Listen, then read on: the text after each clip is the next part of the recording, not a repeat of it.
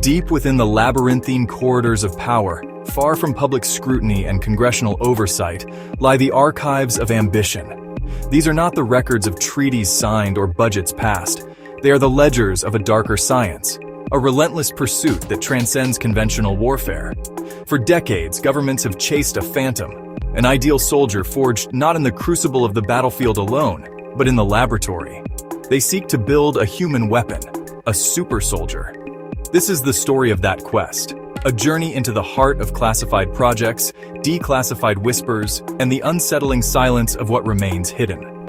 The official narrative tells us of training and technology, but the truth is far more complex and far more disturbing. The concept is as old as warfare itself, a desire to create an invincible warrior. In the 20th and 21st centuries, this ancient dream merged with the terrifying power of modern science. Governments began to see their soldiers not just as men and women in uniform, but as systems to be optimized. They looked to pharmacology, psychology, genetics, and cybernetics as the new tools of war, to push human beings beyond their natural limits, to create soldiers who need no sleep, feel no fear, and kill without hesitation. The paper trail is fragmented and often intentionally obscured, but the pieces that have surfaced paint a chilling picture. What you're about to read is not science fiction. It is a mosaic assembled from declassified files, whistleblower testimonies, and investigative journalism. It affects us all. The story of the modern super soldier begins in the most infamous of laboratories, those of Nazi Germany. Long before the world understood the dangers of methamphetamine, the Third Reich was issuing it to its soldiers by the millions. The drug was called Pervitin, packaged in tubes and marketed as a miracle cure for fatigue. But for the German military, it was a chemical tool to forge a new kind of warrior, one capable of sustaining the relentless pace of the Blitzkrieg, the lightning war that stunned Europe. Tank crews, pilots, infantrymen were given Pervitin tablets to stave off exhaustion and push deeper into enemy territory without rest. They reported euphoria, heightened confidence, and a complete lack of fear. They became tireless and numb to the horrors of combat. But the bill for that artificial endurance always came due. Soldiers became addicted, suffering from violent withdrawal, psychosis, and complete physical collapse. Letters from the front begged for more Pervitin as palpitations, dizziness, and hallucinations set in. This was not a fringe experiment. Over 35 million tablets were distributed. It represented a fundamental shift. The soldier's body seen as a chemical system to manipulate for tactical gain. The lesson was not lost on the Allies or the Soviets. The ghosts of Pervitin-fueled soldiers haunted Cold War secret research for decades to come. While the program proved unsustainable, it set a dangerous precedent.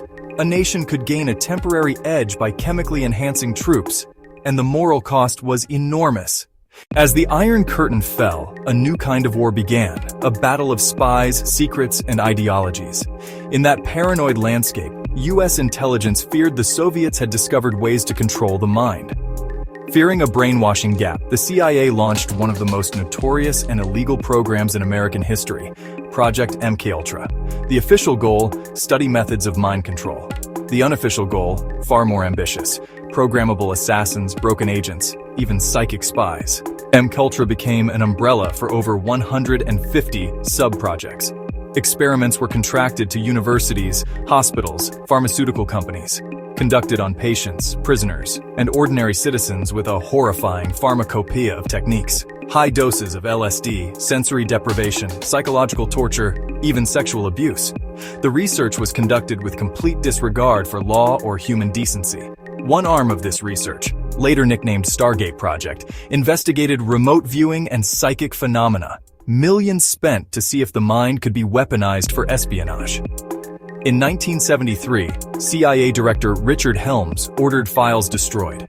Yet a filing error preserved 20,000 documents, later exposed by the Church Committee in 1975, revealing a program chilling in scope and depravity. MKUltra was the American government's attempt to weaponize the psyche, to make the mind the primary battlefield and the soldier a new, insidious kind of weapon. The dream of a soldier who can operate for days without sleep or food did not die with Nazi Germany. It became a central obsession for the Pentagon's advanced research divisions. During Vietnam, US forces used massive quantities of amphetamines. A 1971 House report revealed 225 million stimulant tablets were used between 1966 and 1969, with predictable human costs.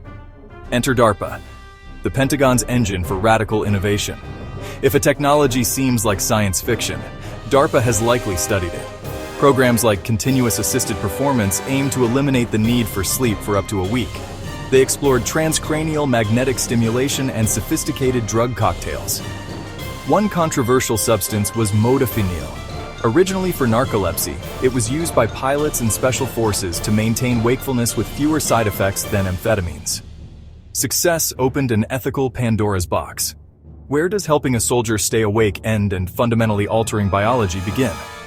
DARPA now explores genetic and metabolic pathways, studying animals that hibernate and species that thrive in low oxygen to unlock human endurance. This is the continuation of Project 1794, the relentless drive to build a soldier who does not tire, does not falter, and does not stop until the mission is complete.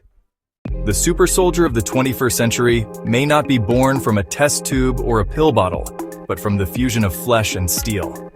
Cybernetics, direct integration of tech with the human body, is the new frontier.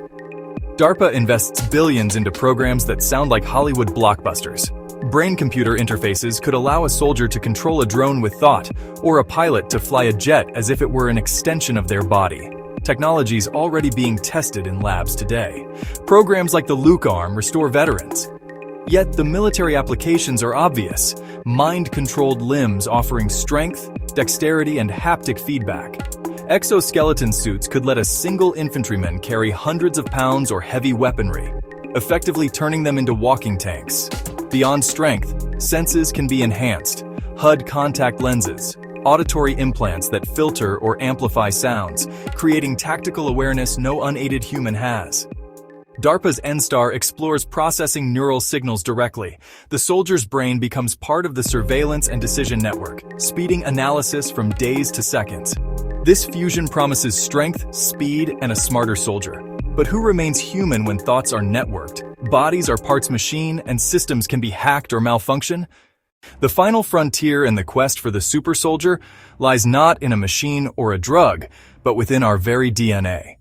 Genetic engineering lets us rewrite the source code of life. For military planners, this represents the ultimate tool for enhancement. One target is myostatin, a gene that limits muscle growth. Knock it out in animals and you get extraordinary strength.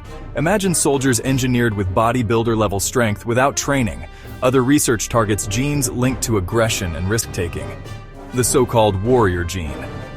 The idea of screening or selecting soldiers by genetics is chilling. Could armies screen or create soldiers based on genetic propensity? Altering the human genome is permanent and heritable, a change that could pass to their children. The potential for unforeseen consequences is massive. Boosting aggression might cost empathy or strategic judgment. We risk redesigning our species for war.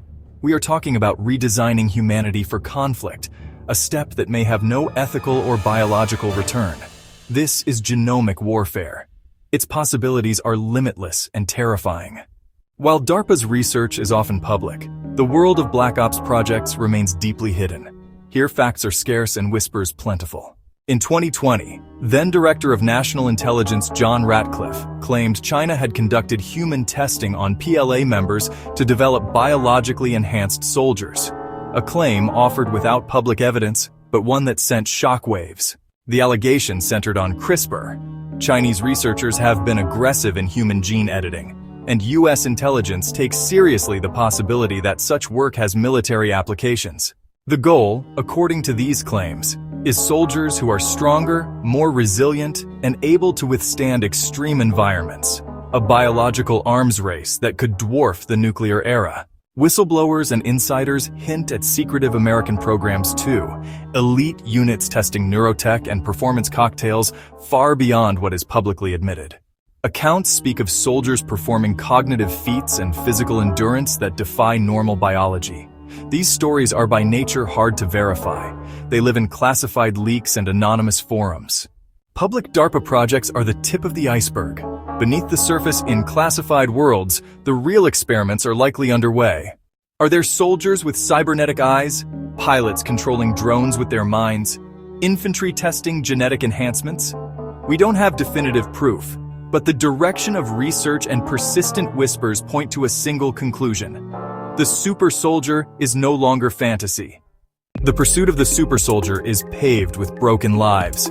For every technological triumph, there is a human cost often omitted from official ledgers.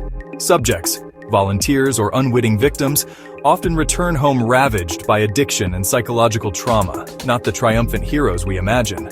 From Pervitin in World War II to amphetamines in Vietnam, enhanced performance was a loan against a soldier's future well-being, and the debt was crushing. MK survivors faced drug-induced comas and psychic driving, left with permanent mental scars when the state claimed the right to deconstruct and rebuild personality. The soldier can become a disposable asset, optimized and used until broken, then discarded. Technology that empowers can also dehumanize.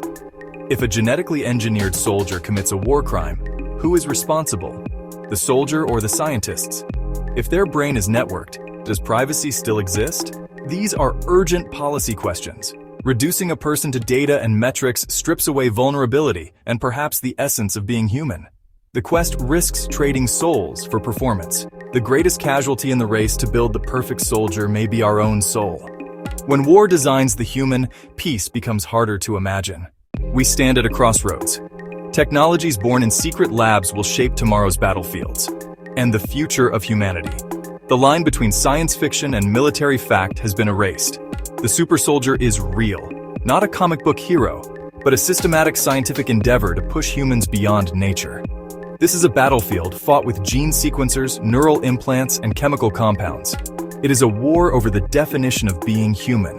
The challenge is transparency and accountability. These programs thrive in classification and black budgets. Without vigilant oversight from journalists, lawmakers, and the public, abuse is likely. The lessons of Pervitin, MK and PEP pills are clear. When the military experiments without restraint, tragedy follows. We must demand to know what is being done with our tax dollars and to our volunteers. Ask hard questions. Hold power accountable. The powers shaping our world prefer the shadows. Sustained public scrutiny is the antidote. Share this report. Talk with friends and family. Demand answers from elected officials. The more people aware, the harder it is for secrets to stay hidden. If you believe in uncovering the truth, follow our channel, like this report, and share it. Stay vigilant.